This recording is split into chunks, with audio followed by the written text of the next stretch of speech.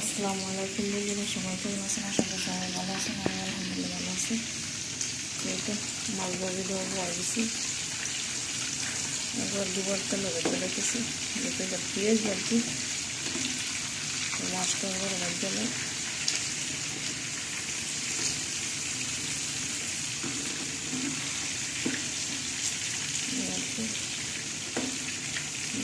কম তেল দিয়ে না ভাজতে লাগলে সুন্দর সবজি দিয়ে দেবে।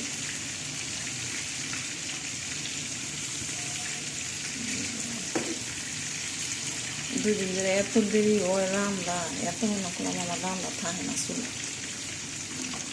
যা বলার মতন।